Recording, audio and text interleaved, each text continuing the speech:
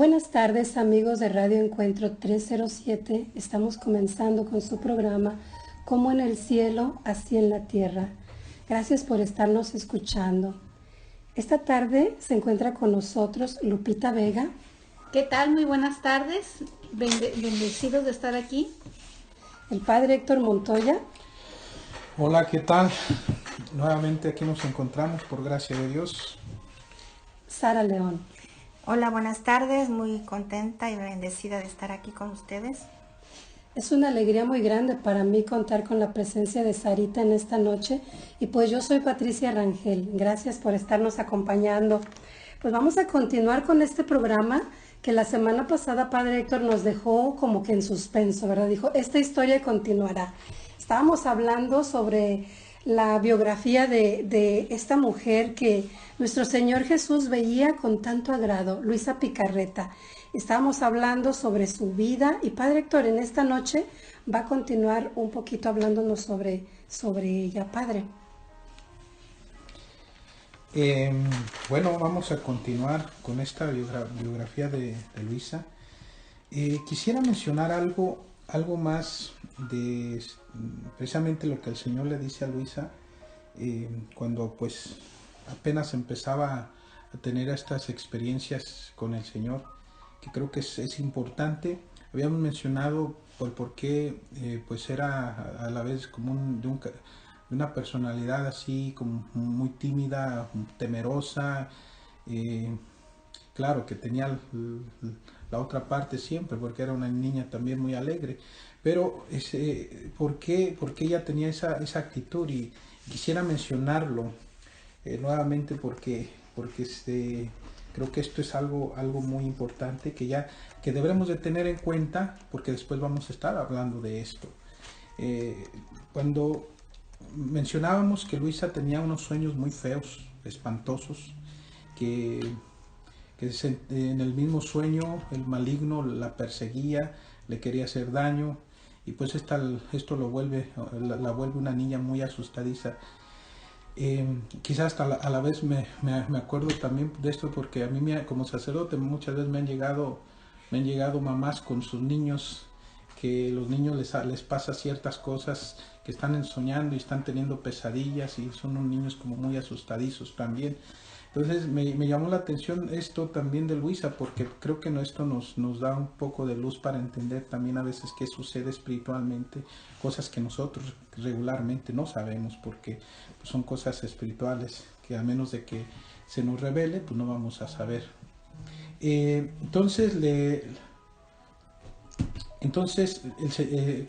cuando llegó un día donde Luisa le pregunta al Señor del por qué sus sueños espantosos, en lo cual el Señor le contesta: hija mía, el enemigo entreveía alguna cosa sobre ti que me podía servir para alguna cosa para mi gran gloria, y que él debía recibir una gran derrota jamás recibida. Esto ya desde este momento estamos viendo que lo que el Señor le va a dar a Luisa es algo importantísimo, porque el Señor mismo le está diciendo que el maligno a través de ella va a recibir una derrota jamás recibida, le está diciendo el Señor. Entonces esto ya desde ahorita nos debemos de poner atentos, porque para que el maligno tenga una derrota jamás recibida, quiere decir que lo que el Señor le dio a Luisa es algo de suma importancia, y que pues es algo de que no solamente nos va a implicar a Luisa, sino que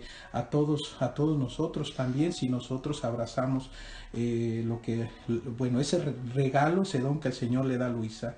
Entonces más adelante dice: mucho más que veía que por cuanto se esforzaba no podía hacer penetrar en ti ningún afecto o pensamiento menos puro, porque yo le tenía cerradas las puertas y él no sabía por dónde entrar. Viendo esto se enfurecía y buscaba arrojarte por tierra, no pudiendo de otra manera que con sueños pavorosos y de espanto. Mucho más que no sabiendo la causa de mis grandes designios sobre ti, que debían servir a la destrucción de su reino. Otra vez, esto nos está dando una indicación de que algo grande, inmensamente grande, va a ser el Señor en Luisa y a través de Luisa, porque a través de lo que el Señor le dé a Luisa, se vendrá la destrucción del reino del maligno. Y que ya con esto nos hace recordar que después el Señor le dirá esto a Luisa, que lo que le está dando el Señor, este don, que este gran regalo que el Señor le dará a Luisa, es para que venga precisamente el reino de Dios. O sea, es para la destrucción del reino del maligno, pero también para la instauración del reino de Dios aquí en la tierra. Era para que se cumplan las palabras del Padre Nuestro, o para que las palabras del Padre Nuestro tengan su pleno cumplimiento aquí en la tierra. Esas palabras que dicen: venga a nosotros tu reino y hágase tu voluntad en el cielo como en la tierra. Y sigue diciendo el Señor: como el maligno sabía que serviría para la destrucción de su reino, lo que el Señor le daría a Luisa, entonces termina diciendo el Señor: se ponía atento para indagar la causa, con la esperanza de poderte dañar en todos los modos. Pero bien, el Señor se lo evitó. Entonces esto es algo importante, ¿verdad? Que debemos de tener en cuenta, de que ya nos pone como a la expectativa de decir: algo grande va a suceder aquí. Sí, Padre, esto es algo grandísimo y vamos a estar profundizando mucho en este don tan grande que el Señor le dio a Luisa y del cual nos vamos a beneficiar todos. Una vez que Luisa pudo pues hacer todo lo que Jesús le dijo con el sacrificio completo de su vida, ¿no? De estar en cama por todos esos años y estar siempre acompañada de Jesús y ser obediente a Jesús y lograr el objetivo. Jesús logró el objetivo, lo que él estaba buscando en Luisa lo obtuvo, y ahora nosotros podemos beneficiarnos de eso y pues nos va a tocar vivir en este tiempo, Lupita. Sí, qué hermoso, precisamente como nos dice el Padre, este don que el Señor nos da a través de estos escritos de la sierva de Dios, Luisa Picarreta. Como dice el Padre, es el cumplimiento de la promesa que nuestro Señor nos dejó en el Padre Nuestro, y que Él fue el primero que la pronunció, Él siendo la cabeza de la iglesia, siendo la cabeza del cuerpo místico, es el primero que ora esta oración y que le enseña a sus discípulos, a sus apóstoles, y que nosotros por estos 2000 años lo hemos orado en cada misa, en cada oración que hacemos personalmente. Ese: venga a nosotros tu reino y que tu voluntad se haga como en el cielo, así en la tierra. Este es lo que el Señor le da a conocer a la sierva de Dios, Luisa Picarreta. Vamos a hablar un poquito más sobre Luisa, vamos a continuar hablando sobre ella, pero hay datos interesantes. Me gustaría que nos platicaran quién era Luisa para que el Señor se fijara en ella, ¿no? Sabemos que Luisa muere en el año 1947 y que todos sus escritos quedaron resguardados en la Sagrada Congregación para la Doctrina de la Fe, y no fue hasta 1995 cuando entregaron varios de esos volúmenes a la Arquidiócesis de Trani en Italia, donde Luisa vivió y murió, y donde se lleva el proceso de beatificación en la fase diocesana. Entonces vamos a platicar cómo va ese proceso de beatificación. ¿Será que pronto vamos a poder decir que Luisa es santa, Lupita? Bueno, pues en octubre del 2005, el 29 de octubre del 2005, se cierra la causa diocesana en la diócesis de Trani, y nos han compartido que ya van 3 teólogos que hacen estudio de los escritos de Luisa y que no han encontrado nada contrario a la doctrina de la fe. Inclusive ya hay algunos libros que ya venden en las tiendas católicas, ¿no? ¿Cuáles son esos libros que ya la gente puede ir a comprar a alguna librería católica, Padre? Bueno, por lo que tengo entendido, los libros que ya puede uno con toda confianza los puede leer. Primeramente están los que son el libro de las 24 horas de la Pasión, el libro de Nuestra Madre Santísima, el libro de la Virgen María en el Reino de la Divina Voluntad. Esos dos libros también, con toda confianza, uno puede leer de los 19 primeros volúmenes. Esos 19 primeros volúmenes pues recibieron el Nihil Obstat del San Aníbal de Francia, que fue fue un santo canonizado por San Juan Pablo II. Y o sea, el Nihil Obstat básicamente quiere decir que nada obstaculiza o nada se interpone en el camino. O sea, significa esto, o sea, esto se puede leer. No hay nada contrario a la enseñanza de la Iglesia y esto se puede leer. Entonces, con toda confianza, ¿verdad? Podemos decir que la gente puede leer estos escritos. Cuando dice los 19 volúmenes se está refiriendo al libro de cielo, ¿verdad? Son 30, mira, Luisa escribió básicamente, digamos, 5 libros, bueno, pero podríamos decir 5 libros, serían 4 libros, aunque uno es de los 36 volúmenes, un libro muy grandote, ¿verdad? Muy extenso. Hasta vienen 2. Sí, primero, las 24 horas de la Pasión. Segundo, la Virgen María en el Reino de la Divina Voluntad. Tercero, están los 36 volúmenes, es el libro grandote, ¿verdad? Los 36 volúmenes de El Reino de Dios en medio de las criaturas, o como muchos le llaman simplemente el libro de cielo. Y también los giros del alma. Hubo otros escritos, pero estos ya fueron cartas que estuvo escribiéndole a ciertas personas, hubo intercambios también de esas cartas, ¿verdad? Que ella también respondía y así. Pero bueno, entonces digamos, son los escritos de Luisa. Y pues bien, hay mucho que leer, pero por lo pronto, como les mencionaba, al menos según con el Nihil Obstat, están los 19 primeros volúmenes de los libros de cielo, el Reino de María Santísima, la Virgen María en el Reino de la Divina Voluntad y las 24 horas de la Pasión. El libro de la Virgen María ya viene mayo, y en mayo nosotros meditamos mucho en lo que es pues nuestra Madre Santísima. Sarita, yo sé que tú has leído este libro.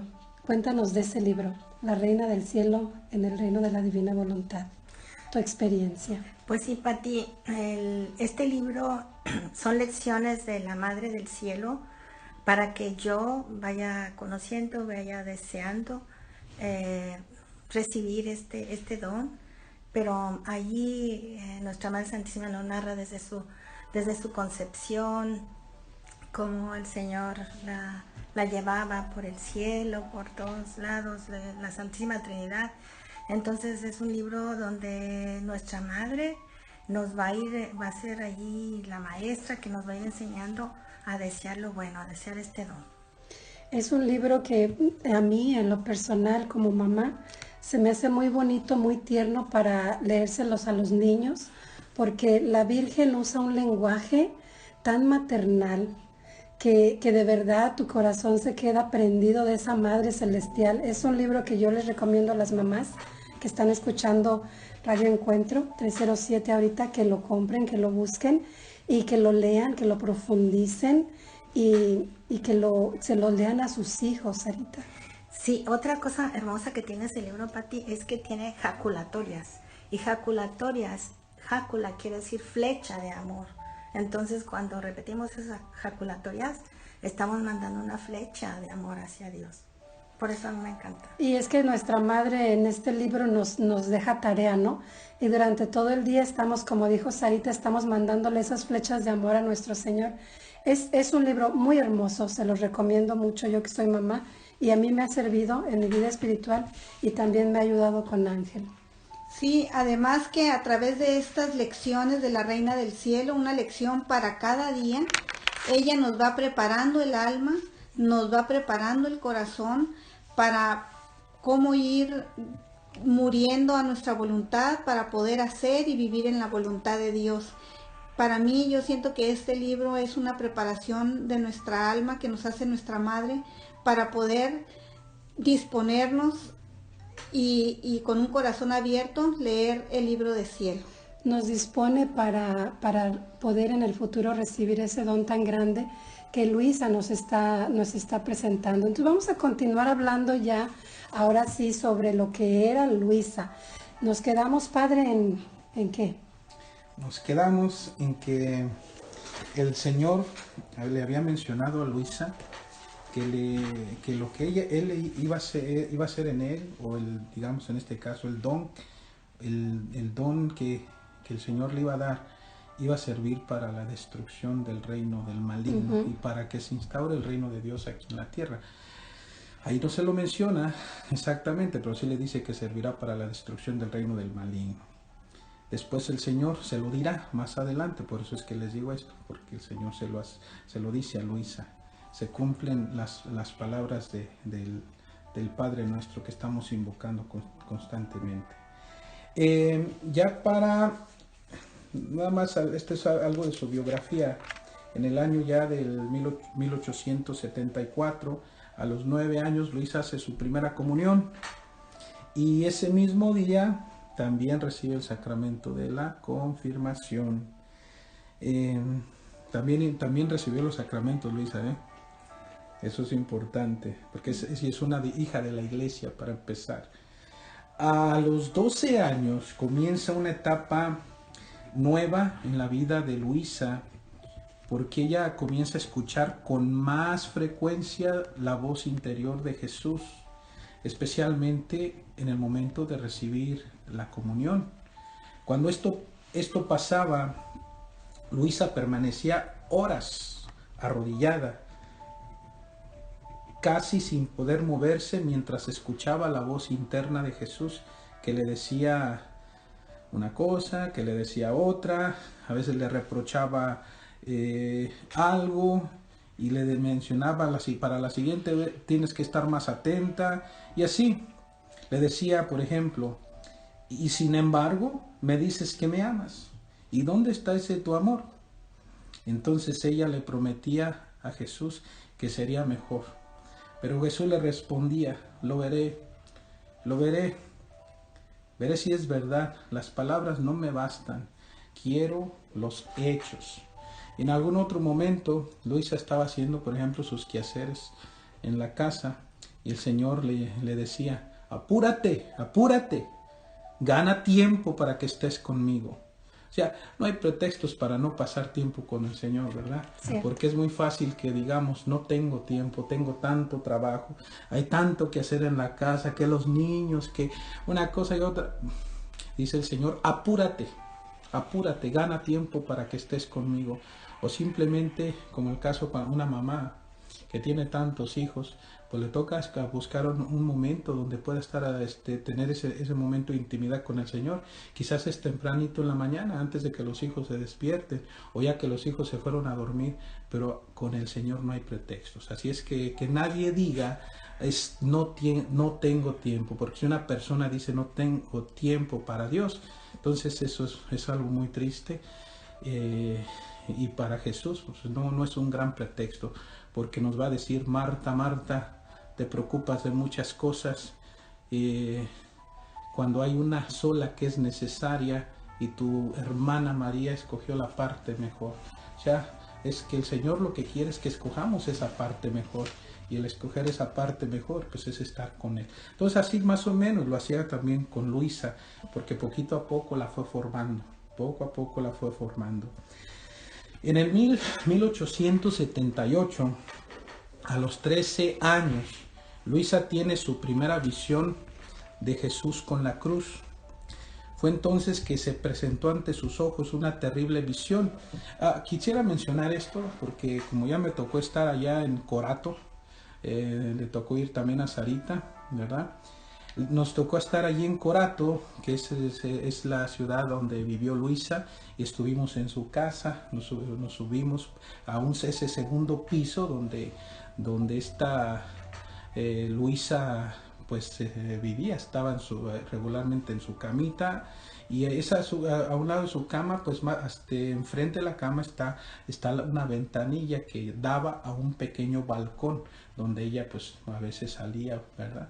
Y es ahí cuando tiene esta visión, escucha el tumulto de gente, y ella sale al balcón. Entonces yo me lo pude imaginar porque estuve ahí, ¿verdad? Y también Sarita se lo pudo imaginar. Bueno, tiene esa visión, una terrible visión. La calle estaba llena por completo de gente que llevaba a Jesús cargando la cruz, empujándolo de un lado a otro.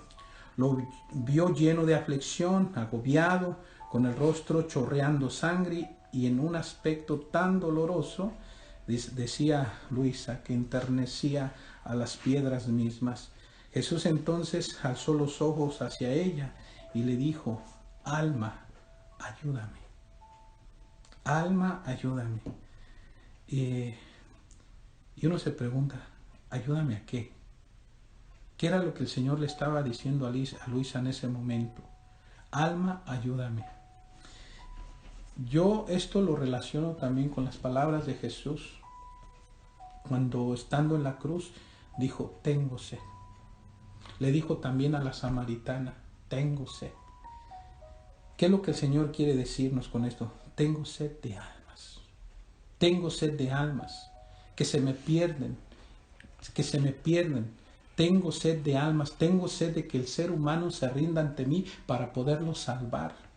Porque a eso vine para poder salvar las almas. Y bueno, más todavía con lo que el Señor le da a Luisa, con lo de su divina voluntad. Pero en primer momento podemos ver que la razón, primeramente, no es la razón principal exactamente de la encarnación según lo que el Señor le dice a Luisa, y lo de su pasión y muerte y resurrección, pero en primer instante sí es la salvación de las almas. Entonces, alma, ayúdame. ¿Ayúdame a qué? Ayúdame a salvar almas que se me pierden. Ayúdame. Y eso es bien importante. Yo recuerdo incluso cuando estaba en el seminario, se lo escuché a un maestro que nos daba clases en el seminario, que era sacerdote, y nunca se me olvidó. Decía: pónganse esto en su mente, en su corazón. La razón por qué son sacerdotes es para salvar almas, nos lo decía. Y así es. Entonces, alma, ayúdame. ¿Ayúdame a qué? Ayúdame a salvar almas que se me pierden. Luego, Luisa entró de inmediato en su estancia, sin saber ella misma en dónde se encontraba, y con el corazón roto por el dolor, llorando a lágrima viva, le dijo: ¿cuánto sufres, oh mi buen Jesús? Pudiera yo al menos ayudarte y librarte de esos lobos rabiosos, o cuando menos sufrir yo tus penas, tus dolores y tus fatigas en tu lugar, pero para así darte el más grande alivio. Ah, bien mío, haz que yo también sufra, porque no es justo que tú debas sufrir tanto por amor a mí y yo, pecadora, esté sin sufrir nada.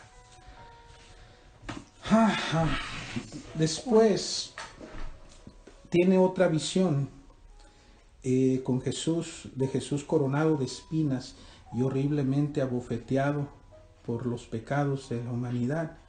Y Luisa, movida interiormente por la gracia, consciente plenamente a la voluntad de Dios, aceptando el estado de víctima al que Jesús y la Santísima Virgen la llamaban. Entonces, ¿qué es lo que sucede aquí?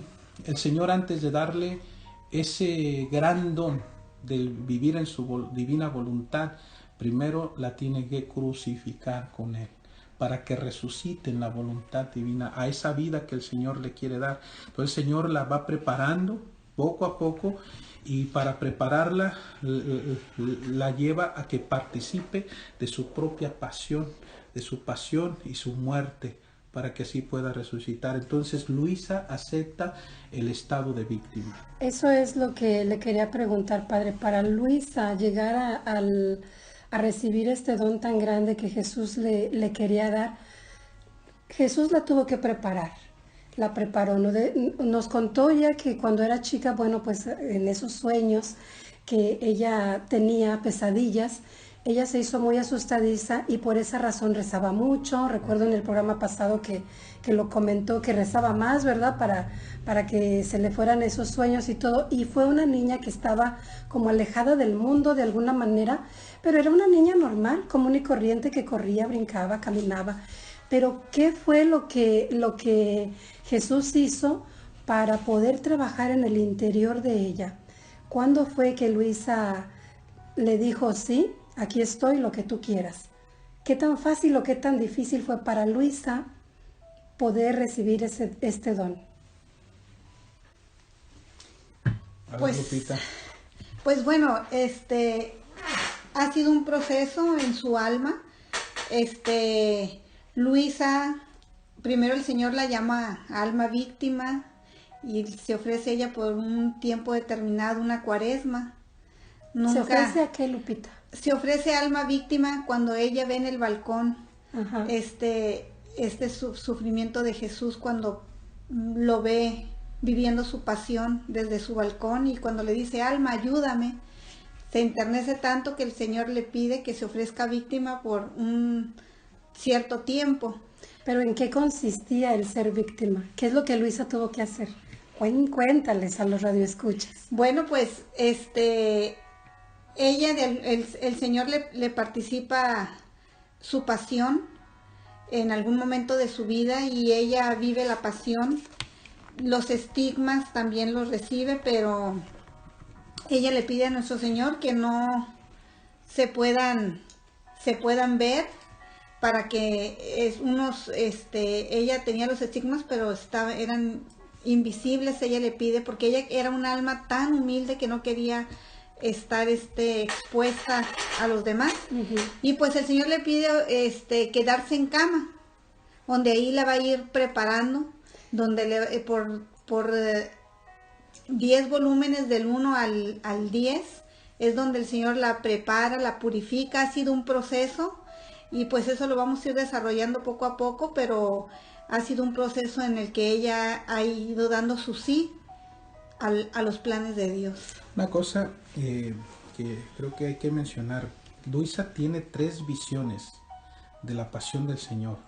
La primera es cuando tiene esa visión allí en su balcón, con Jesús con la cruz a cuestas, donde él escucha la voz del Señor que le dice, alma, ayúdame.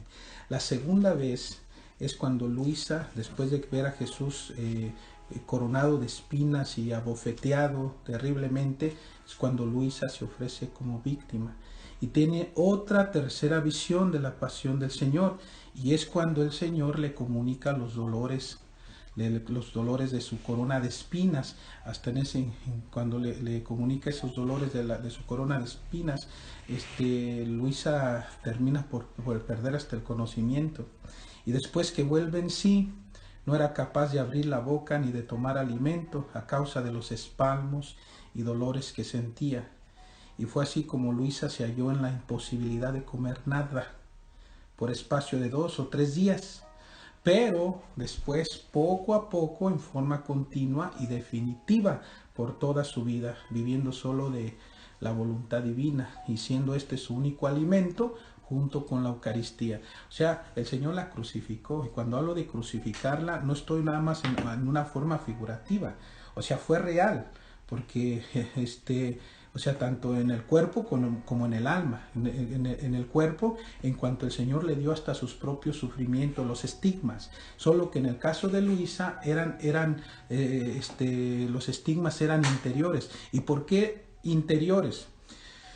Porque si hubieran sido exteriores, hubiera llamado mucho la atención. Y siempre Luisa quería quedar oculta, nunca quería, ella nunca quiso que la gente se diera cuenta de las intimidades que había entre Jesús y ella. Y lo tuvo que escribir porque la señora Obediencia la obligó. La obligaron, o sea, en el nombre de la Santa Obediencia, a escribir. Y pues no le quedó otro remedio que escribir todas esas sus intimidades que están en esos 36 volúmenes con el Señor. Entonces, físicamente en ese sentido, pero los sufrimientos eran exteriores, los estigmas eran interiores que no se podían ver. Y así pues no iba a llamar la atención de tanta gente, porque si ustedes se ponen a pensar una persona de repente se le dan los estigmas, ¿qué va a pasar? Donde quiera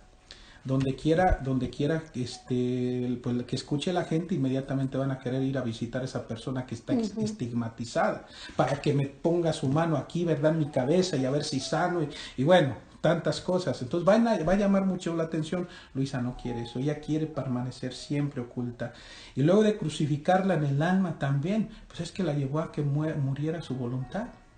Tenía que voluntad, porque lo más difícil en el ser humano es que muera nuestra voluntad.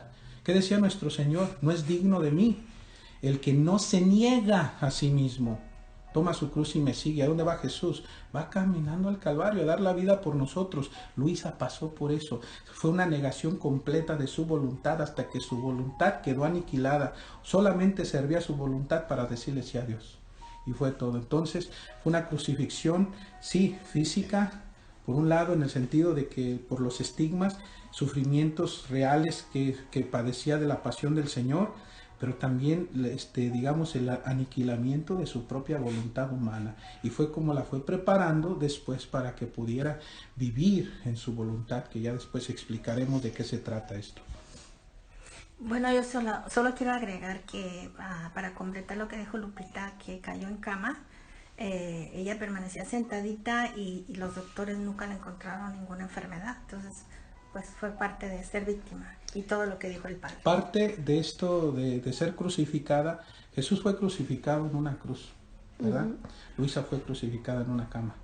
Así y más o menos alrededor de, según se cuenta, de 64 años crucificada en esa cama, estando en la misma posición, incluso hasta para dormir, sin que incluso los doctores, estando en una misma posición, los doctores no pudieron diagnosticar nunca ninguna enfermedad y nunca se le formaron úlceras. Imaginen la misma posición por 64 años sin que pudiera ladearse, aunque sea un poquito, nada de eso.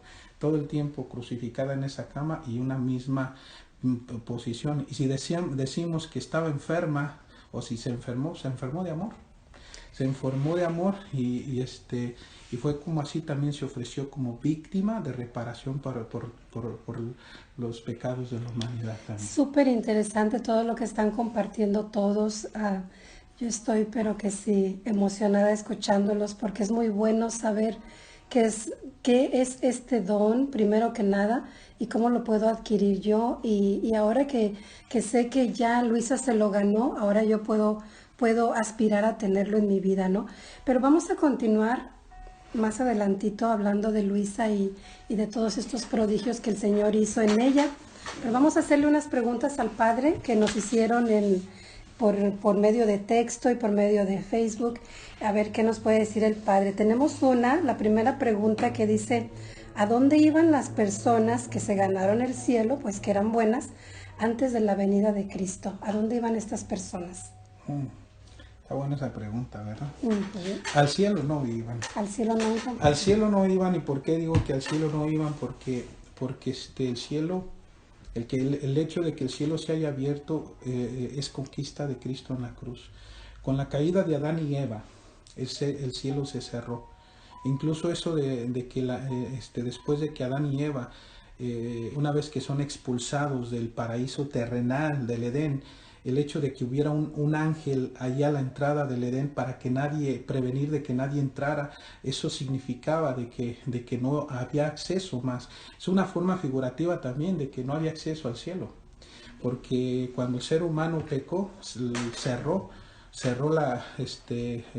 el cielo de esa manera. Entonces no había manera alguna de que el ser humano pudiera ir al cielo por más bueno que fuera, porque por causa de ese pecado original y después todos los pecados personales, pues eso le había cerrado la gloria eterna a uno. Entonces, ¿qué tuvo que suceder? Jesús tenía que venir a abrir las puertas del cielo. ¿Y cómo lo hizo? Por medio de su vida, por su pasión, su muerte y su resurrección. O sea, el Señor nos consigue la salvación, nos conquista para el Padre y nos abre las puertas del cielo.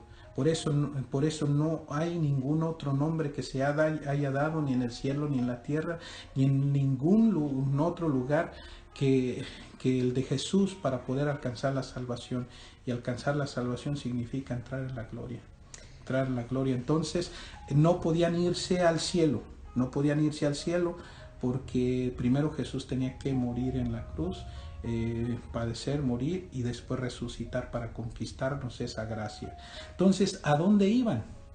Pues ya dijimos que al cielo no. La Escritura menciona un lugar que es un lugar espiritual, un estado y lugar a la vez, y es lo que se le conoce el seno de Abraham.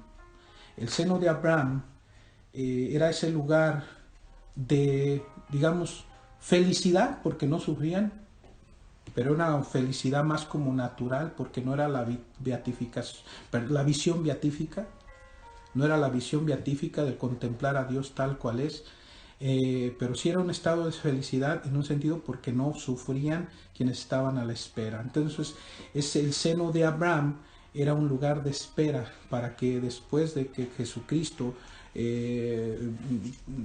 nos consiguiera la salvación, ellos después pudieran salir de ahí. Estaban esperando su completa liberación. Ya habían sido gentes santas, gentes justas, gentes muy buenas, pues podemos contar a tantos ahí, entre ellos todos los patriarcas, comenzando con Abraham, comenzando por ejemplo en Moisés, los mismos profetas.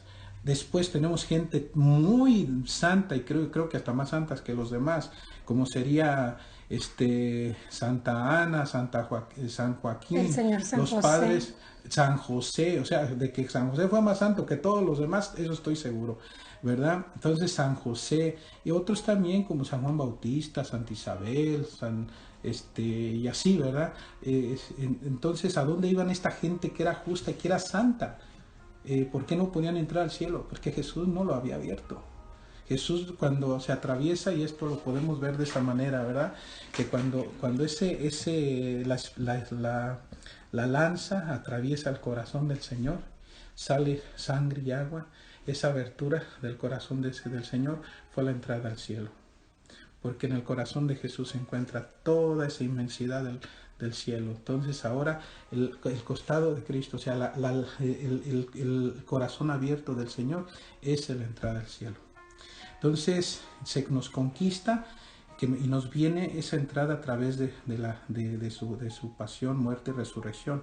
Pero mientras tanto, mientras Jesús no ha dado la vida, mientras Jesús no ha muerto y resucitado, entonces están a la espera. Están solo a la espera. Pero una vez que Jesús resucita, todos se los lleva consigo. Todos. La entrada de Jesús al cielo fue triunfante. Fue triunfante. Y no solamente los ángeles le celebraron la entrada, sino toda aquella gente justa o santa que había muerto anteriormente. Quizás había un grupo bastante grande en el purgatorio y otros pues en el infierno, donde ya una vez que se entró ahí, ya no se sale. Entonces el seno de Abraham es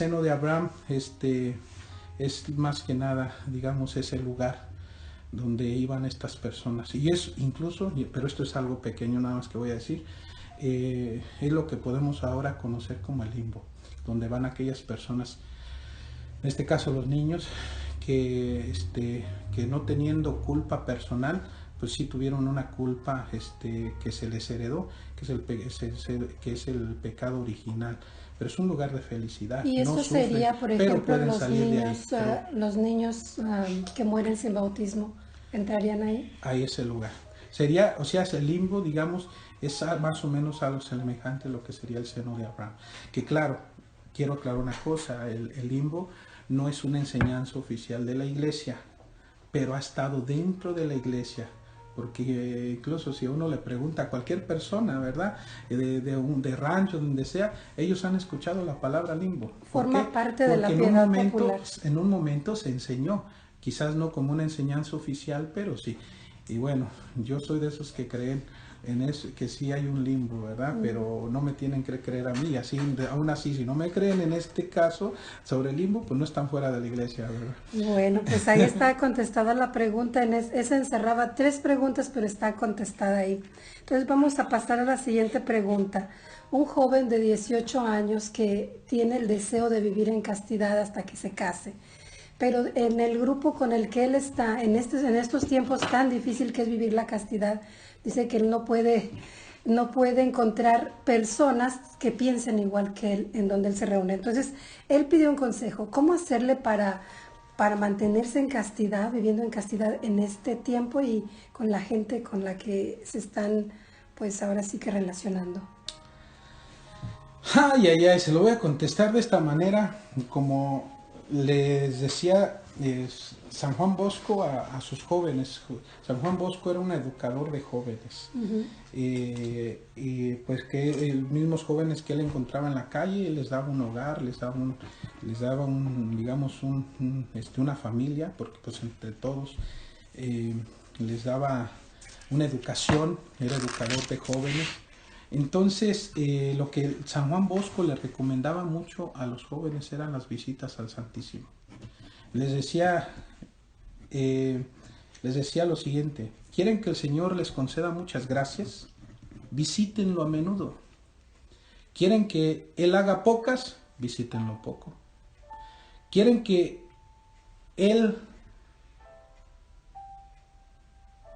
¿Quieres que el demonio te agreda? Visita poco a Jesús sacramentado. ¿Quieres que huya de ti? Visítalo a menudo. ¿Quieres vencer al demonio? Refúgiate con frecuencia a los pies de Jesús. ¿Quieres ser vencido? Deja de visitar a Jesús. Y terminaba diciendo: queridos jóvenes, la visita a Jesús sacramentado es un medio muy necesario para vencer al demonio. Ir pues a visitarlo con frecuencia y el demonio no podrá hacer nada contra ustedes. Entonces, puedo decir que el primero, el visitar frecuentemente a Jesús, a Cristo Eucaristía, o sea, al Santísimo. Hay que ir a una iglesia. La primera. Segundo, también, creo que es bien importante una devoción muy, muy grande a Nuestra Madre Santísima María, que incluiría en este caso también el rezo del rosario, porque el rosario también destruye vicios. Entonces, otra también una devoción que creo que es muy importante para nuestro tiempo, que yo creo que lo hemos hecho a un lado también, que es la devoción también a San José. San José que fue hasta le llamamos, la iglesia le llama castísimo. Castísimo es casto es si buscamos un sinónimo para casto, para castidad, pues tenemos que decir santidad. O pureza, un sinónimo de la palabra castidad sería pureza. Entonces decimos San José fue un hombre castísimo, entonces fue un hombre purísimo en ese sentido. Se imagina pues, vivir con la Virgen Inmaculada y con Jesucristo, que también era inmaculado. Tenía que ser santísimo ese hombre para poder y estar viviendo en la misma familia. Entonces San José es también protector de la pureza.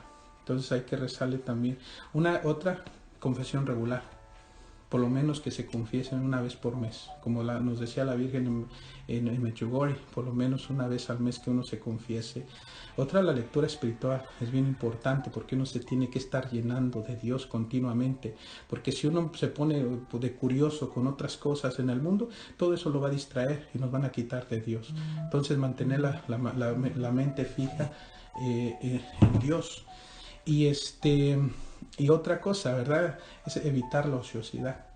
Porque como dice el dicho, ¿verdad? Que la ociosidad es la madre de todos los vicios. Y por ahí me encontré otro que dice: el ocioso tienta al diablo para que el diablo lo tiente. Entonces, si uno le da espacio al maligno, por ahí se va a meter. Hay que mantener nuestra mente ocupada. También haciendo deporte, el trabajo, pero también mantener nuestra mente ocupada en las cosas de Dios. En la lectura, en la oración, las visitas al Santísimo, nuestra devoción, como decíamos, a Nuestra Madre Santísima María, a San José. Y bueno, pues ahí está, más que contestado. No hay que ser ociosos, hay que entretenernos en las cosas de Dios, que al final nos van a dejar una satisfacción pero muy hay grande. telefonito. Hay teléfono, ¿verdad? San teléfono. Bueno, pues vamos a continuar. Gracias, Padre, por contestar estas preguntas. Quedó una pendiente, pero lo vamos a dejar para la siguiente semana. Y si quieren ustedes mandar sus preguntas, pueden dejarlas ahí en Facebook o a mi teléfono, área 916-470-5424. Patricia Rangel, déjenme un texto con sus preguntas y Padre Héctor estará contestándolas en el futuro. Vamos a continuar hablando, ahora sí, ya vamos a empezar con las cosas serias, Padre.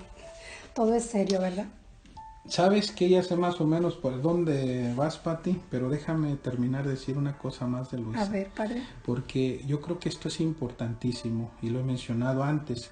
Y ya lo acabamos de mencionar que Luisa pasó más o menos alrededor de unos 64 años crucificada en una cama, pero también por más de 50 años, nomás ahorita no recuerdo exactamente el número exacto de cuánto tiempo fue, pero fueron más de 50 años que Luisa se estuvo alimentando, nuevamente decimos, de la voluntad divina, era su alimento, pero también la Eucaristía.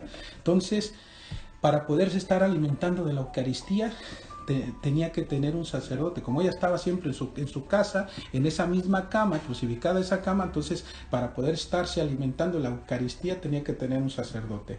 Y eso todos los días, Luisa tenía un sacerdote que le iba a celebrar misa, que le iba a celebrar la Santa Misa, para así también después ella alimentarse de Cristo Eucaristía.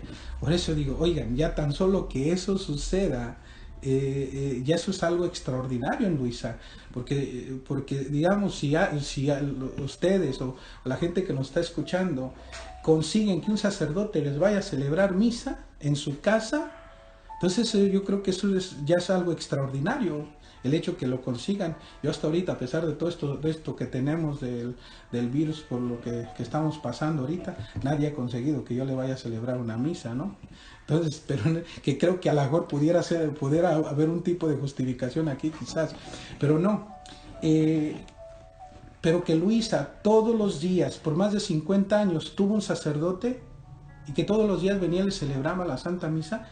Oye, esto es algo inmenso, esto es algo ya extraordinario, porque para eso requería que siempre ese sacerdote tuviera el permiso de su obispo. Y fueron muchos obispos que tuvo Luisa, y también un buen puño de sacerdotes que tuvo digamos, de confesores, que venían y le celebraban la Santa Misa, y que también tenían que venir, porque si no venía ese sacerdote también, había momentos en que pues no venían diariamente. En algún momento sucedió eso, Luisa quedaba rígida como piedra, ¿verdad?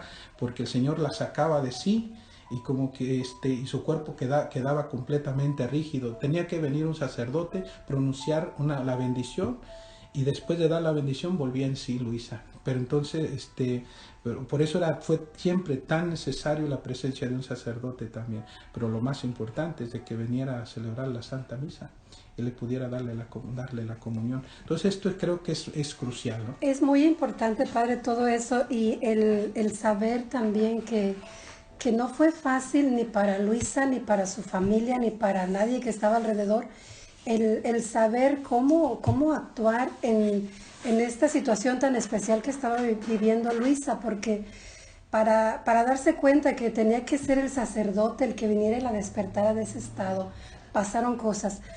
Por ahí, por YouTube, vamos a encontrar también la biografía de Luisa, podemos escucharla ahí. Vamos a seguir hablando de Luisa y de todas estas cositas que a nosotros nos sorprenden y que también ustedes se van a sorprender de escucharlas. Sí, y ahorita que el padre Héctor nos comentó de cómo Luisa siempre estuvo asistida por varios confesores, muy especialmente por San Aníbal de Francia. Este sacerdote conoció a Luisa en 1910 y estuvo con ella por 17 años. San Aníbal de Francia fue beatificado el 7 de octubre de 1990 por San Juan Pablo II, y su canonización fue el 16 de mayo del 2004. El San Aníbal de Francia fue el que empezó a difundir el libro de las 24 horas de la Pasión y algunos escritos de Luisa.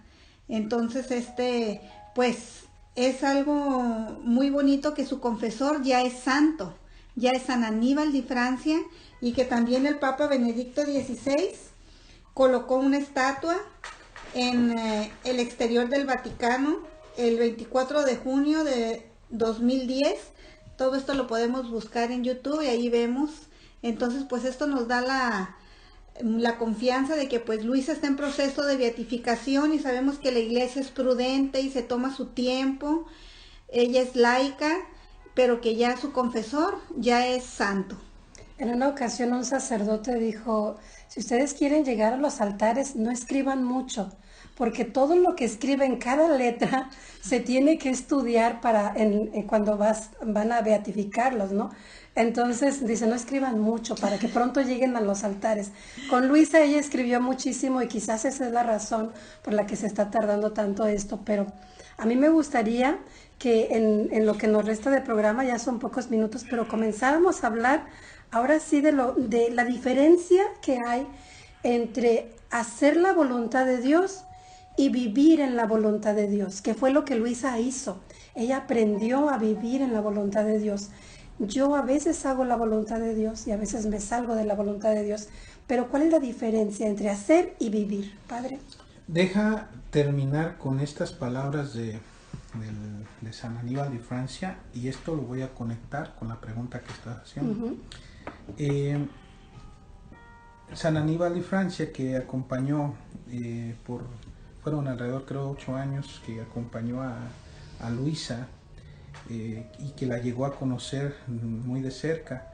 Hay un momento donde él pues resume lo que el Señor le dio a su sierva. Le dice San Aníbal: nuestro Señor, que de siglo en siglo aumenta cada vez más las maravillas de su amor, parece que de esta Virgen, que él dice que es la más pequeña que ha encontrado en la tierra, desprovista de toda instrucción, haya querido hacer un instrumento idóneo para una misión tan sublime que ninguna otra se le puede comparar, o sea, el triunfo de la divina voluntad en el universo, conforme a lo que decimos en el Padre Nuestro: fiat voluntas tua sicur in cielo et in terra.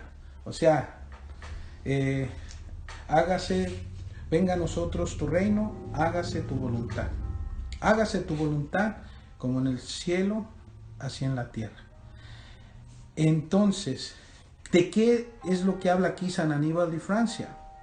Está hablando precisamente de lo que es el vivir en la divina voluntad, que es distinto de hacer la voluntad de Dios. Los santos que llegaron a una gran santidad, que le llamamos en este caso santidad humana, el Señor mismo le trata de hacer esa diferencia ahí con Luisa, vivieron una santidad muy grande. Yo creo que conocemos santos que pues admiramos muchísimo por su vida. Yo, por ejemplo, uno de mis santos favoritos en algún tiempo fue San Francisco de Asís, porque para mí San Francisco de Asís encarnaba de una manera pues más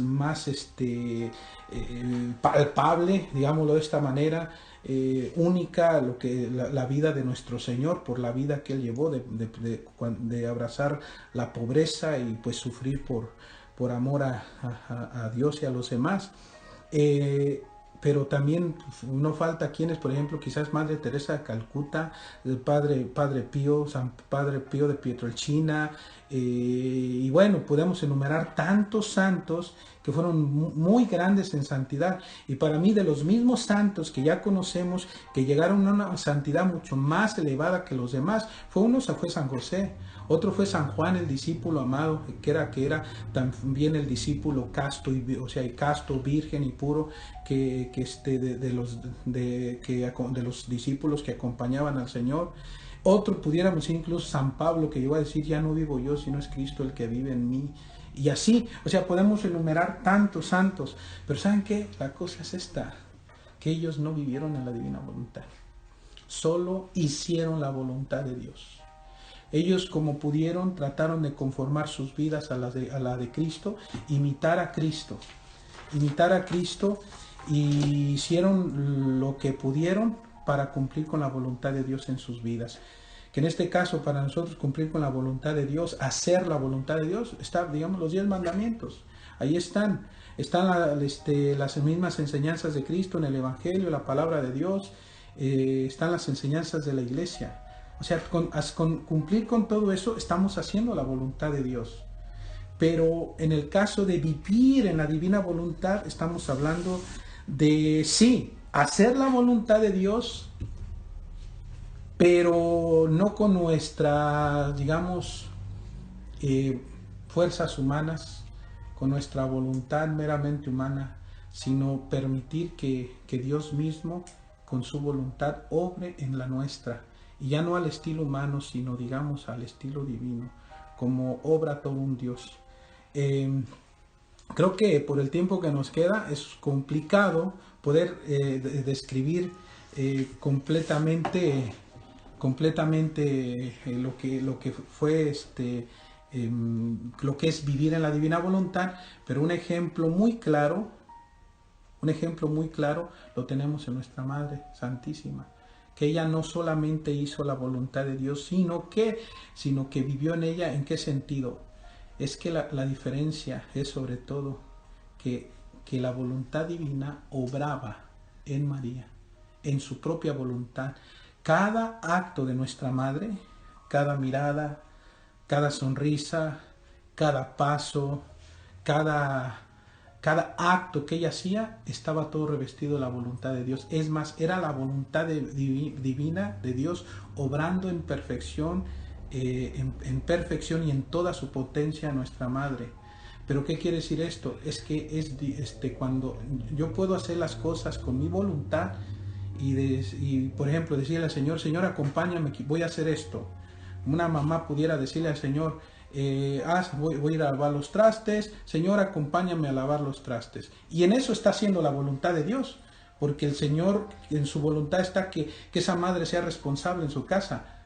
Pero es distinto o sea, el vivir en la divina voluntad sería no solo, Señor, ven, acompáñame, Señor, estate aquí conmigo, pidiendo al Señor que me acompañe, que esté ahí a mi lado, y mientras yo haciendo su voluntad, haciendo aquello que le agrada. En este caso sería lavar los trastes.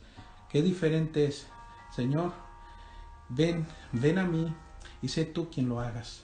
Que sea tu voluntad obrante en mí quien haga este acto de lavar los trastes. O sea, ya le estoy dando permiso a Jesús que Él lo haga con su potencia divina. O sea, en su potencia divina. Y ese acto que es pequeño se vuelve un acto inmenso. Adquiere un valor mucho más grande, ¿no? Porque ya es Dios obrando en mí. Bien interesante, Padre. Voy a tenerlo que cortar. Muy pequeño, pero esto tiene que continuar porque si no, no se puede aclarar. Vamos a seguir la próxima semana, nos quedamos ahí. Ahora sí en la diferencia de vivir y de hacer la voluntad de Dios, hacer la voluntad o vivir en la voluntad de Dios. Y vamos a continuar con eso. Muchísimas gracias por haber estado con nosotros en esta noche, Sarita. Gracias por estar aquí. Fue un placer, gracias a Dios que estamos aquí. Gracias, Lupita. Sí, muchas gracias y pues los esperamos la próxima semana para seguir profundizando en este conocimiento, en este don que Dios quiere darnos. Muchas gracias. Yo también me despido de ustedes y Padre Héctor nos va a dar la bendición antes de irnos. Yo creo que se van a ir sorprendiendo como nosotros nos hemos ido sorprendiendo con todo este conocimiento y que nos va a enriquecer a todos también. Pues bien, les voy a dar mi bendición sacerdotal.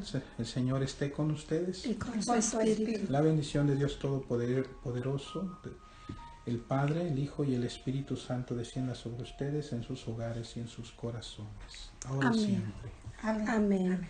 Muchas gracias y nos escuchamos la próxima semana. Como dice el Padre, esta historia continuará.